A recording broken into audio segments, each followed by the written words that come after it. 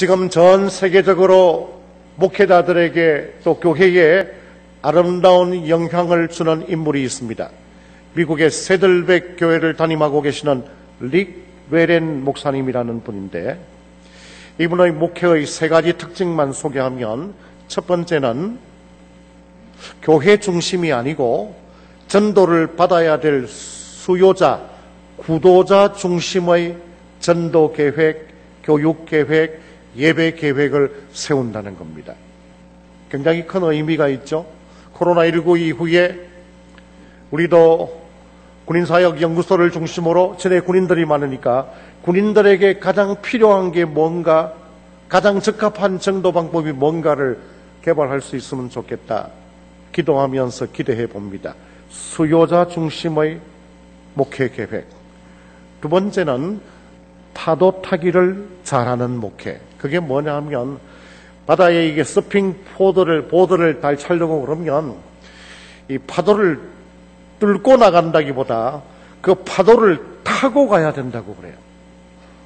코로나19와 같은 예상치 못한 일이 일어나고 남북 관계에도 예상치 못한 일들이 일어날 때 불평하고 원망하고 죽겠다고 그러는 게 아니고, 하나님이 허용하신 일인 줄로 알고 그걸 지혜롭게 타고 넘을 수 있는 백성, 나라의 지도자들 참 필요한 시기입니다. 파도 타기를 잘하자. 세 번째는 이 목사님의 아버지가 연세 높으셔서 죽기 직전에 유언처럼 릭 웨렌 목사님의 손을 붙들고, 아들아, 나를 일으켜달라. 내가 지금 나가서 저 먼 곳에 가서 전도해야 된다. 그리고는 돌아가셨는데, 목사님의 마음 가운데 아버지가 이야기했던 저 먼 곳이 뭘까? 아프리카구나. 그래서 이 교회는 아프리카에 집중적으로 선교를 하는데, 전해지는 바에 의하면 한 해에, 너무 놀라실까봐 미리 놀래놓으시길 바랍니다. 한 해에 100억 정도를 아프리카의 빈민들을 구원하고 또 교회를 세우는데 사용하는, 아름다운 소식을 전하기 위하여서는 저는 목사님과 같은 그런, 저도 부족하지만은 그런 종이 되면 좋겠고 그런 우리 교회가 되면 좋겠다, 그런 마음으로 말씀을 함께 나누려고 합니다. 오늘 우리가 읽었던 말씀은 아람 왕 벤하닷이라고 하는 사람이 두 번에 걸쳐서 이스라엘 땅에 있는 사마리아 성을 침공하는데, 한 번도 아니고 두 번 성을 포위하고 오랜 기간 동안 그냥 물러가지 않고 있습니다. 그래서 또 다른 성경에는 보면 너무 굶주림이 극심해서 성 안에 있는 사람들이 먹을 것 다 떨어지니까 굶어 죽을 수는 없고 차례대로 아이를 삶아 먹었다, 그런 기록도 있습니다. 비참하죠. 그런데 하나님께서 이 사마리아 성에 굶주림을 면하게 해주시고 구원을 주시는데, 오늘 말씀해 보니까 읽지 않았습니다만 열왕기하 7장 1절에도 여호와의 말씀을 들으라. 16절에는, 우리 16절 다시 한번, 오늘 읽지는 않았습니다. 바로 뒤편에 있는데 열왕기하 7장 16절 화면을 보고 같이 읽습니다. 시작. 백성들이 나가서 아람 사람의 진영을 노략한지라. 이에 고운 밀가루 한 서아에 한 세겔이 되고 보리 두 서아가 한 세겔이 되니 여호와의 말씀과 같이 되었고, 17절에도 보면 하나님의 사람의 말씀처럼 되었더라. 하나님께서 사마리아 성의 굶주림을 면하게 해주시고 적군들을 하나님이 물리쳐 주셨습니다. 사람의 불신과 여러 가지 상황이 어려움에도 불구하고 하나님이 그 백성들을 사랑하시고 인도해 가시는 걸 볼 수 있게 됩니다. 하나님의 말씀이 성취될 때는 놀라운 기적 같은, 우리 머리로는 다 이해 안 되는 일들이 많이 있죠. 한 가지 예만 들면, 하나님이신 그분이 인간의 몸을 입고 예수님, 성자 하나님이 되셔서 이 땅에 오셨다가 죄인인 우리들을 위하여 대신 십자가를 지셨다. 이해할 수 없는 일인데, 그 역사적인 구원의 사건 때문에 오늘 우리 모두가 다 예수 믿으면 구원 얻는 사람이 된 것입니다. 오늘 우리가 이 말씀을 읽고 집중적으로 생각해 보려고 하는 것은, 이 사마리아 성의 굶주림을 면하고 적군이 물러가고 또 회복이 되는 이 일에 나병 환자 4사람이 쓰임을 받았더라. 읽었던 말씀 열왕기하 7장 4절에 보면 나병 환자들이 여기 있어도 굶어 죽을 거고 성 안으로 들어가도 원래는 나병 환자들은 성 밖에 있어야 되고 못 들어가는데 맞아 죽을 거고 그러니까 아예 죽으면 죽으리라. 구약 성경 에스더의 마음처럼 적군에게 항복하고 죽더라도 배부르게 먹고나 죽자. 그래서 나병 환자 4사람이 적군으로 가게 됩니다. 그리고는 가서는 배불리 먹게 되고 구원의 소식을 성 안에도 전해야 되겠구나 그런 마음을 갖고 전하게 됩니다. 나병 환자, 그 당시 사회 체제로는 멸시당하던 자, 병든 자, 성 안에도 못 들어가던 자입니다. 그런데 하나님께서 쓰시니까 사마리아 성 사람들을 구하는 일에 귀하게 쓰임받았습니다. 오늘 우리도 뭐 크게 내세울 만한 것이 없지만은 하나님의 마음에 합하면 귀한 직분자로 세움받아 교회를 위하여 더 수고할 수 있는 길들이 열립니다. 한 나라의 대통령이 내가 잘나서 대통령이 되었다 생각하면 백성들이 피곤하고 힘듭니다. 나는 부족하고 연약한 점이 많은데도 하나님이 백성들을 통하여 기회를 주셨구나 그렇게 생각하면 열심히 충성스럽게 일할 수 있습니다. 오늘 이 나병 환자 4사람을 통하여 우리를 먼저 부르시고 또 우리에게 구원을 주신 그 하나님께서 이 아름다운 소식을 전하라고 하는 사명을 우리에게 주셨다는 걸 우리가 다시 한번 확인할 수 있으면 좋겠습니다. 먼저 우리가 생각할 것은 아름다운 소식이 있는데 침묵하는 것은 죄가 된다는 겁니다. 목사님 무슨 말씀합니까? 내가 도둑질을 한 것도 아니고 살인을 한 것도 아닌데 이게 무슨 죄가 됩니까? 죄가 됩니다. 교회는 2가지 사명이 있는데 하나는 영적으로 굶주려 있는 사람들에게 예수를 전하여 구원 얻게 하는 복음 전파, 이건 보수적인 사명이라고 할 수 있겠고, 육적으로 굶주려 있는 사람들을 이웃을 구제하고 섬기는 사회선교, 이거는 좀 진보적인 사명이라고 할 수 있는데, 한국의 보수와 진보가 정치뿐만 아니라 교회 내에도 아주 갈등을 일으키고 있습니다마는 제 마음 가운데에는 어디에나 전통과 질서를 중시하는 보수가 있고 변화와 개혁을 중시하는 진보가 있습니다. 이 둘을 잘 합하여서 나라도 운영되고 교회도 운영될 때 아름다운 공동체가 될 수 있습니다. 예수님은 이 복음 전파하는 영적인 사명과 또 육적인 굶주림을 채우는 이 2가지를 다 잘 감당했습니다. 요한복음에 보면 예수님이 떡을 가져 오병이어 사건 때 축사하시고 난 다음에 그들을 육적으로 배고픔을 면하게 먹여주셨습니다. 요한복음 6장 35절 말씀 우리 다 같이 화면을 보고 읽겠습니다. 예수께서 이르시되 나는 생명의 떡이니 내게 오는 자는 결코 줄이지 아니할 터이요 나를 믿는 자는 영원히 목마르지 아니. 오병이어 사건으로 육신의 배를 채워주셨다고 그러면 여기 생명의 떡 목마르지 않게 하겠다. 그건 우리 영혼의 갈증을 채워주시는 예수님을 이야기합니다. 아름다운 소식이 예수 안에 있는데 침묵하는 것은 죄가 됩니다. 격언에 보면 웅변은 은이요 침묵은 금이라고 해서 복잡하고 힘들고 속 시끄러운 일이 있을 때는 때로는 기도하며 침묵하는 것이 미덕이 될 때가 있지만은 예수 믿고 구원 얻는 백성 나라가 될 수 있다는 건 침묵하면 안 됩니다. 침묵하는 건 죄가 됩니다.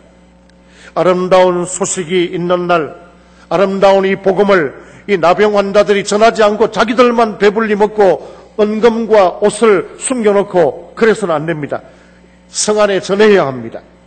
구원자 되시는 예수 그리스도를 믿지 않는 자들에게 전하는 책임을 다함으로 아름다운 소식을 전하지 않으므로 하나님 앞에 범죄하지 않도록 아름다운 소식을 힘써 전하는 그런 우리 성도들이 되시기를 주님의 이름으로 축복합니다. 아멘. 2번째로 아름다운 소식을 전하려고 그러면 나의 영적인 상태를 잘 알아야 합니다. 오늘 읽었던 말씀 7장 3절 4절에 보니까 4사람의 나병 환자들은 성 밖에 가만히 앉아 있어도 나병 환자들이 머무는 그 굴에 그냥 있어도 죽을 거고 성 안에 가도 죽을 거고, 그러니까 적군에게 우리가 항복해서 배불리 먹기나 하자. 자기들의 상태를 정확하게 알았습니다. 이걸 가리켜서 이런 발견이라 말합니다. 영생을 위한 위대한 발견이라 그렇게 말합니다.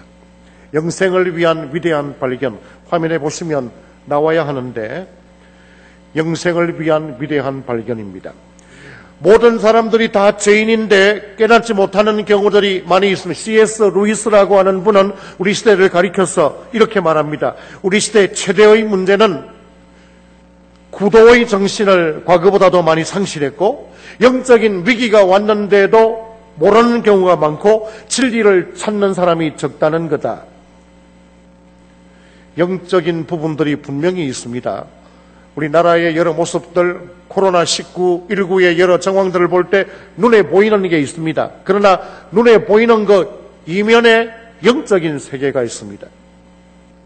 인문학자로 전 세계적으로 큰 영향을 주었던 이어령 선생님, 그가 쓴 지성에서 영성으로 그런 책을 한번 보시면 자기가 한평생 나이 70이 될 때까지 지적인 부분만을 추구했는데 자기 딸과 손주의 죽음을 겪으면서 보니까 자기가 몰랐던 영적인 세계가 있더라. 그래서 나는 지성에서 영성으로 넘어가는 중이다.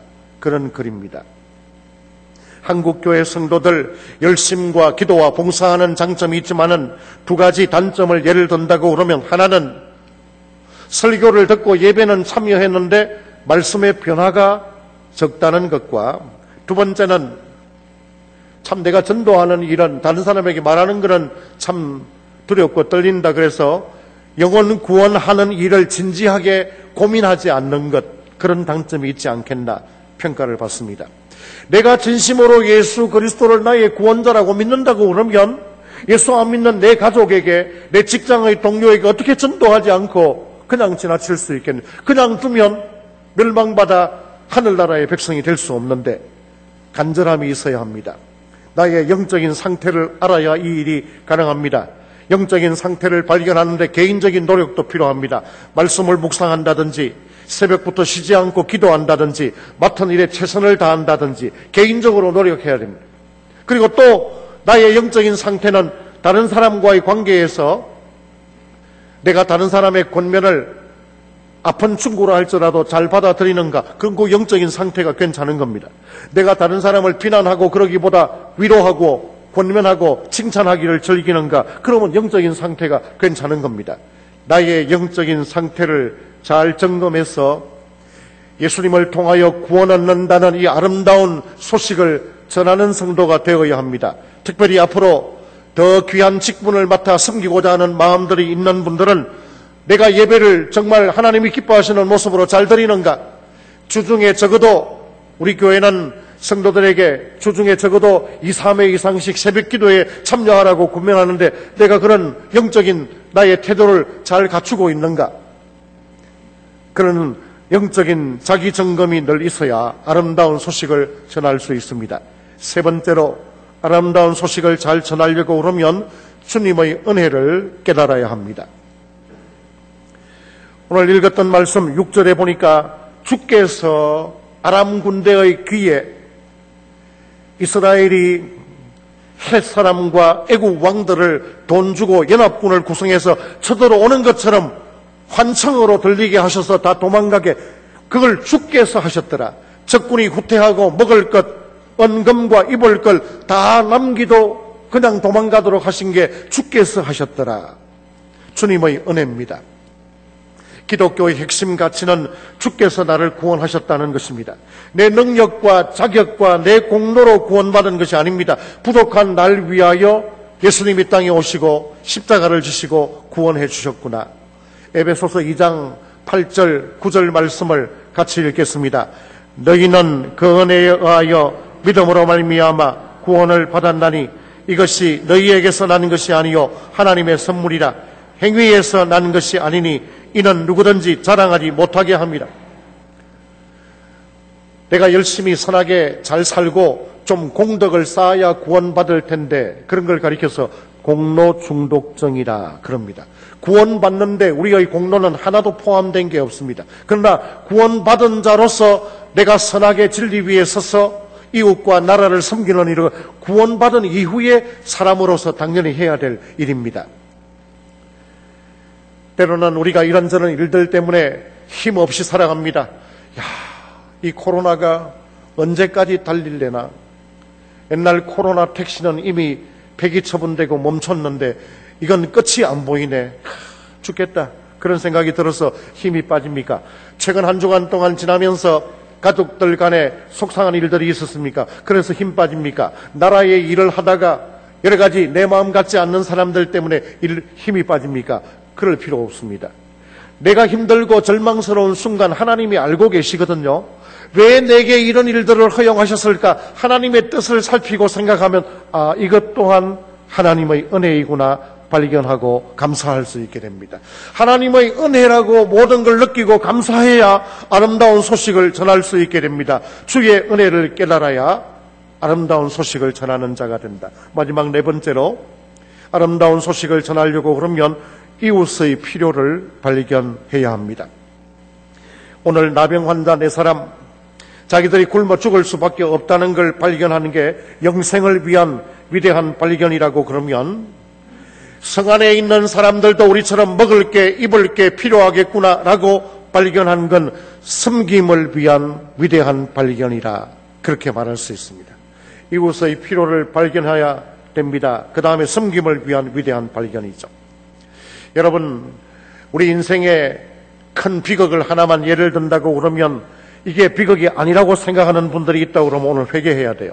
뭐가 비극이냐 그러면 나만 잘 되고 내 가정만 잘 되고 우리 교회만 잘 되고 우리 나라만 잘 되면 된다고 생각하는 이기심, 이런 이기심이 만연해 있으면 이게 비극이에요.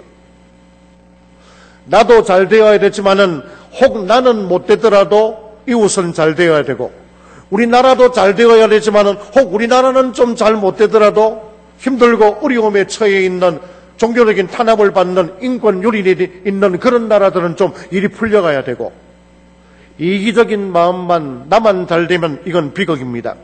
그래서 이웃의 필요를 발견하면 어떤 나라에 뭐가 필요하다는 생각이 들면 그들을 위하여 섬기고 채워주고 도와주어야 되는 것이 우리 성도들의 아름다운 태도입니다. 그러면 우리가 섬기고 채워주고 도우는 그 길을 따라서 예수 복음이 전달되게 되는 것입니다.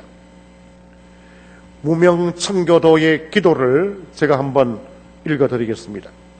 무명청교도의 기도. 하늘에 계신 아버지, 일용할 양식 주신 것을 감사드리며 굶주리는 사람들, 북에 있는 동포들을 기억합니다. 건강 주신 것을 감사하며 병든 자들, 병상에 있는 자들을 기억합니다. 친구를 주신 것을 감사하며 속박 중에 감옥에 있는 자들을 기억합니다. 이 기억이 기억으로만 끝나지 않게 하시고 나눔과 섬김으로 이어지게 하소서. 이웃의 필요를 발견해야 내가 그걸 채워줄 때 예수 복음이 더욱더 효과적으로 전달하게 됩니다.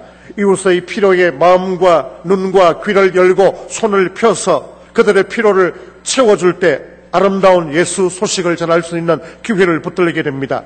앞으로 주님의 몸된 교회에 더 귀한 직분을 받아 더 많이 수고하기를 원하는 분들은 이렇게 이웃을 향한 마음이 크게 열려야 합니다. 그래야만 그런 교회는 하나님께 더 귀하게 쓰임을 받게 됩니다. 말씀을 맺겠습니다. 우리 성도들이 쉽게 포기해야 될 것과 절대로 포기하면 안 되는 게 있습니다. 쉽게 포기해야 될 건 뭡니까? 하나님의 영광 가리고 교회와 성도들을 불편하게 하는 내 습관이나 태도나 못난 성격, 그런 건 그냥 쉽게 포기해요. 그러나 절대로 포기하면 안 되는 건 힘들고 어렵더라도 내가 말주변이 없고 또 내 생활과 내 건강이 쉽지 않다 할지라도 나를 구원하신 예수 복음을 전하는 아름다운 소식을 전하는 것, 그거는 절대로 포기하면 안 됩니다. 오늘 4명의 나병 환자를 쓰신 하나님은 우리 조국 대한민국의 저 북한 동포들에게 땅끝까지 복음 전하는 데 쓰시길 원하십니다. 그래서 오늘 예배드리는 우리 성도들과 온라인 예배를 드리는 모든 분들이 다 복음 전하는 성과 발이 되어야 합니다. 심각하게 들으십시오. 복음 전하는 일을 위하여 귀하게 쓰임받는 손과 발이 되십시오. 그렇지 않으면 진지하게 들으십시오. 피 흘리는 손과 발이 되기 쉽습니다. 복음을 위하여, 하나님의 영광 위하여 손과 발을 안 쓰면 죄 짓는데, 나쁜 일 하는데 쓰임받을 가능성이 많습니다. 복음 전하는 입이 되어야지, 그런 입이 안 되면 욕하고 속이고 거짓말하는 데 쓰임받는 입이 될 수 있습니다. 심각하게 들으십시오. 내가 입을 열을 때마다 예수를 전하고 예수 복음을 전하고 칭찬하고 격려하는 그런 입이 되어야지, 그렇지 않으면 반대의 부정적인 역할을 할 가능성이 많습니다. 고린도전서 9장 16절 말씀을 같이 읽습니다. 내가 복음을 전할지라도 자랑할 것이 없으면 내가 부득불 할 일입니다. 만일 복음을 전하지 않으면 내가 화가 있을, 복음을 부득불 반드시 전해야 된다는 거예요. 그동안 우리는 전도 안 하는 거 그거는 뭐 특별한 죄가 되겠나 그랬는데, 전도하지 않으면 내게 화가 임한다, 그 말은 무슨 말입니까? 예수를 믿는 사람들, 또 큰 교회들 보면 막 싸우는 교회들 있습니다. 그런 교회들 보면 틀림없이 잘 전도 안 하는 교회, 밖으로 나가서 나누어주고 예수 복음을 전하고 선교하는 일을 하지 않으면 내 안에 있는 사람들만 보면 장점보다 단점이 먼저 보이니까 싸우게 되죠. 그러니까 우리가 마음을 열어 바깥을 쳐다보면, 우리 나라를 보고 저 북한을 보고 또 우리나라의 정치계와 경제계를 보면 기도해야 될 일이 얼마나 많고 우리가 도와야 될 일이 얼마나 많습니까? 그러면 복음을 위하여 귀하게 쓰임받게 됩니다. 사랑하는 성도 여러분, 은혜로 받은 구원에 감사하면서 아름다운 소식이 있는 주님 소식을 전파하는 그런 일에 귀하게 쓰임받는 성도들이 되시기를 주님의 이름으로 축복합니다.